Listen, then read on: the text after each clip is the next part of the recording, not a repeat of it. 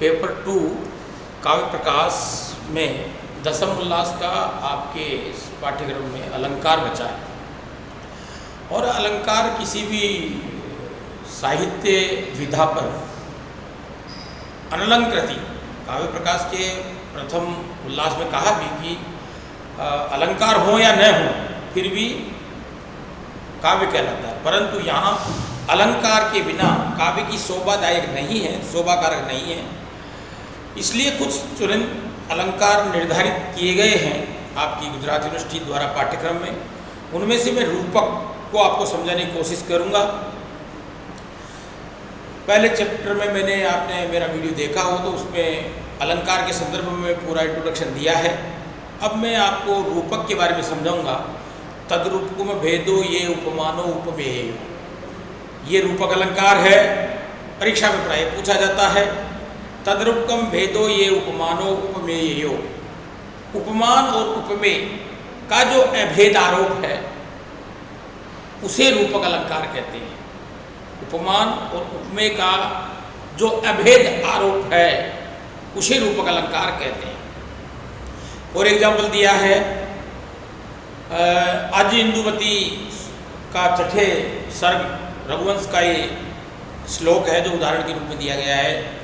इंदिवर श्याम तनु नृपौ वशौ त्वम रोचना घोर शरीर यष्टि अन्योन्य शोभा परिवर्धये, अन्योन्य शोभा परिवर्धये वाम योगस्त डिततो ये दयोरिवास्तु।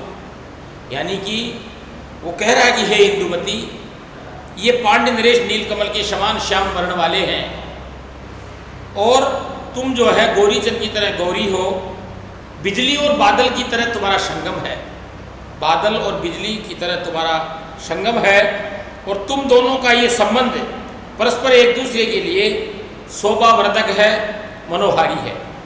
तो रूपक अलंकार का मतलब ये है कि उपमान में उपमेय का अभेद आरोप, यानी कि आज जो है सांवले कलर के हैं, कृष्ण वर्ण के हैं और वो विरोचन की तरह बिजली की तरह गौरी है, इसलिए एक दूसरे का इंदिवर श्याम तनु नृपो वशौ त्वम रोचना घोर शरीर यष्टि अन्योन्य शोभा परिवर्धये वाम योगस्त डितयो दयो रिवास्तु वाम योगस्त डितयो दिवारास्तु।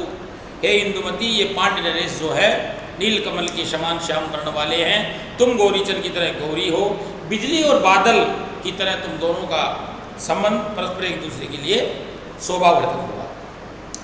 एक उसके बाद का जो अलंकार है वो समासोक्ति अलंकार है। समासोक्ति अलंकार में उसका लक्षण है, समासोक्ति अलंकार का लक्षण है परोक्ति भेदक रई, परोक्ति भेदक रई शिलिष्टई समासोक्ति, परोक्ति भेदक रई शिलिष्टई समासोक्ति। यानी श्लेष युक्त विशेषणों के द्वारा, श्लेष युक्त विशेषणों के द्वारा अर्थात अप्रकृत के व्यवहार का कथन समासोक्ति अलंकार है। अप्रकृत के व्यवहार का कथन समासोक्ति अलंकार है। अप्रकृत कैसे है? इसमें भी कालिदास के नाटक अभिज्ञान शाकुंतलम के उसका दुष्यंत और उसके सारथी विदूषक के बीच की वार्ता का एक प्रसंग है, जिसको मैं उदाहरण के रूप में आपके सामने प्रस्तुत कर रहा हूँ। आप भी देखिए, लिख के याद करोगे तो याद होगा। तो इसका उदाहरण है चला पांगाम दृष्टि में स्प्रशसी बहुसो वेप तुमती रहस्याय ख्यायाइव स्वनसी मृदुकर्णान्ति कत्र करौ व्यादूनवतया पिबसी रतित सर्वस्वं यदरं वयं तत्वान् वेशानुमधुकर हतास्त्वं खलु कृति।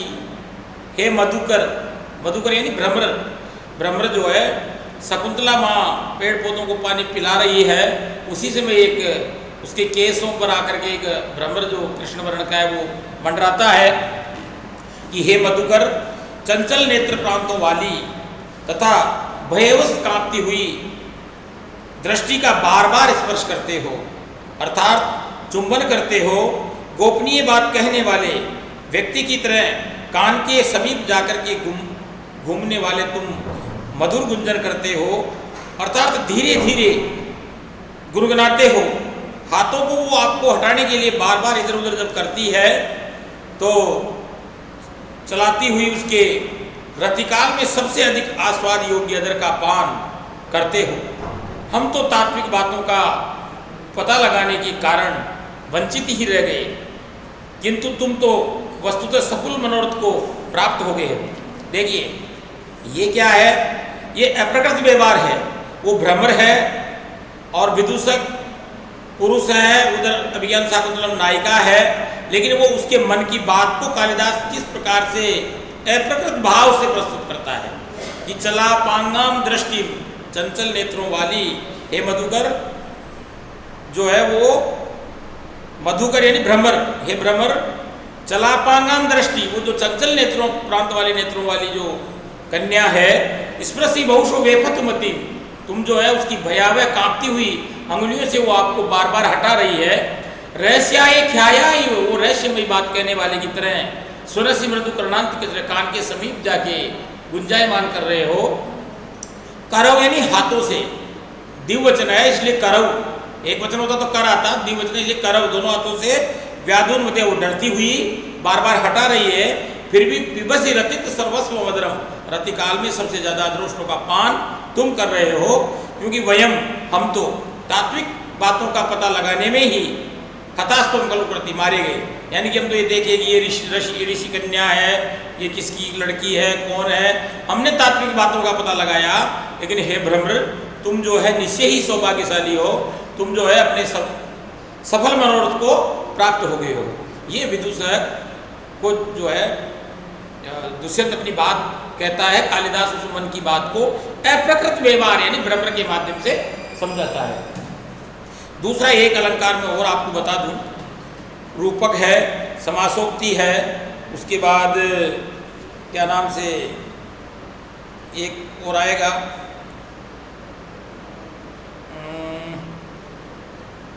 विभावना, एक अलंकार है विभावना, इसको ध्यान से देख लीजिए।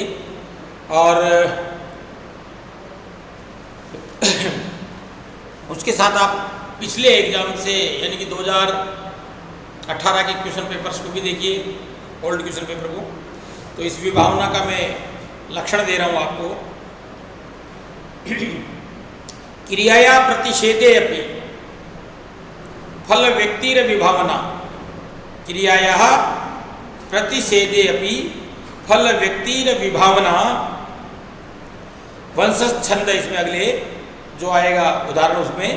और ये कहना चाहता है कि क्रिया अर्थात, देखो क्रिया अर्थात कारण का अभाव होने पर,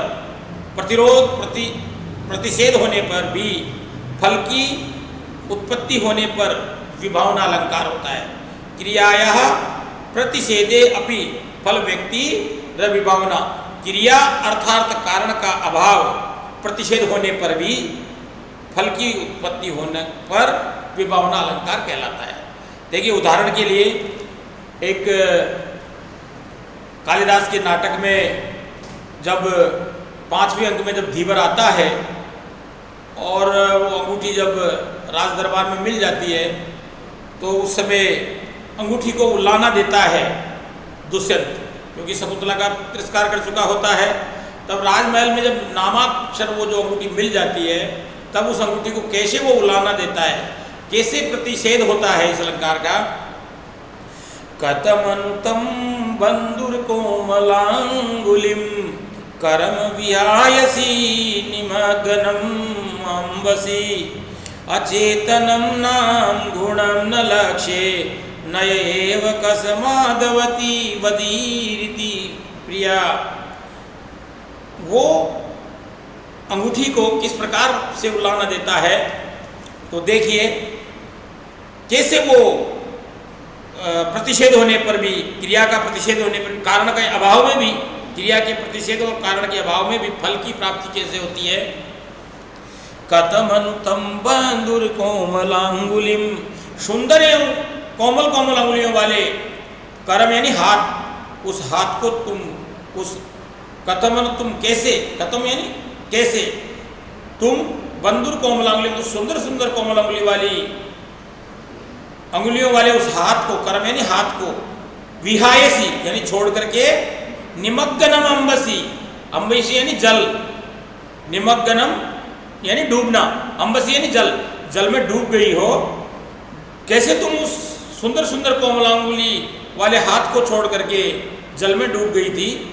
अर्थात अचेतन वस्तु भले ही गुणों को न जाने, अचेतनम नाम, अचेतन वस्तु है, अंगूठी चेतन नहीं है, वो धातु की बनी हुई है, नामाक्षर अंगूठी है, और ये वो अंगूठी है जब दुष्यंत ने आते समय शकुंतला को कहा था कि इन एक एक अक्षरों को तुम जब गिनोगी तब मैं पहुंच जाऊंगा। तो अचेतनम नाम, अचेतन वस्तु है, गुणम न लक्ष्य, लेकिन गुणों को न देखे, किंतु मैंने तो नएव कसमा, मैंने तो प्रिया का तिरस्कार किया,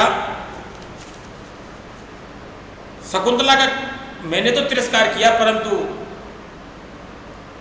तुम जो है कस्मादवदी, तुमने किस कारण से उस प्रिय शकुंतला का परित्याग कर दिया। इस प्रकार से वो ये फल की प्राप्ति यूं होती है। कैसे? शकुंतला वहां नहीं है,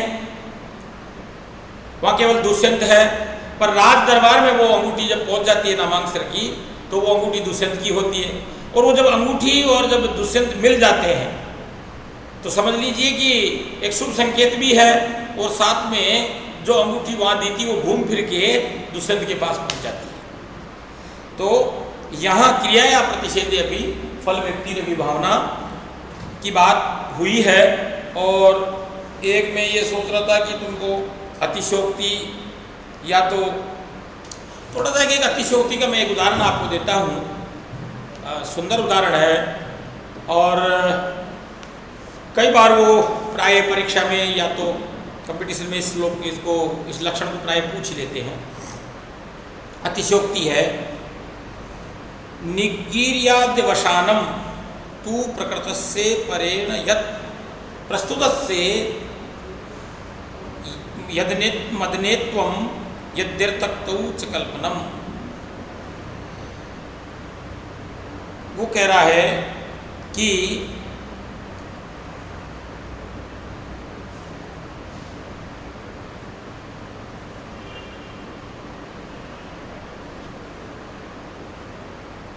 निगिर्याद वशानम,